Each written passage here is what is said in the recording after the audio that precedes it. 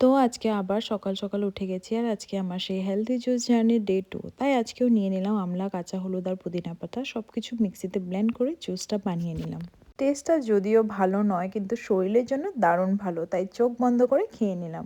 এদিকে প্রিশা ঘুম থেকে উঠেই একটা সারপ্রাইজ গিফট পেয়ে গেল। আর ইনি হচ্ছে আমার দিদা। অ্যাকচুয়ালি দিদা নবদ্বীপ গেছিলো আর সেখান থেকে প্রিশার জন্য একটা সুন্দর ড্রেস এনেছে।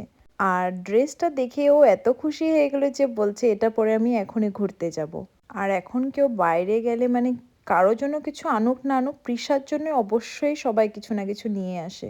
আর এদিকে দেখো আমাকে বাই বাই করছে। তারপর আমি রেডি হয়ে গেলাম, একটু দিদির সাথে বের হবো, একটু কাজ আছে। আর কাজটা শেষ করে খুব খিদে পেয়ে গেছিলো, তাই একটা হোটেলে বসে ভেজ থালি খেয়ে নিলাম। অনেকটা আইটেম ছিল মানে, আর টেস্টটাও খুব ভালো ছিল। অ্যাকচুয়ালি আমি শুনেছি এই হোটেলে খাবারটা খুবই ভালো, তাই আজকে ট্রাই করে নিলাম।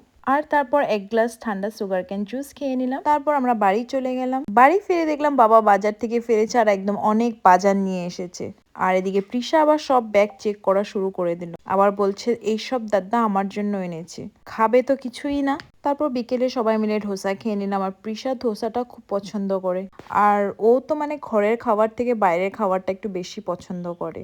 আর বিকেলে বৌদি আর রুহি এসেছিল দেখা করতে। তো রুহিকে দেখে দেখে একা একাই ভাত খাচ্ছিল।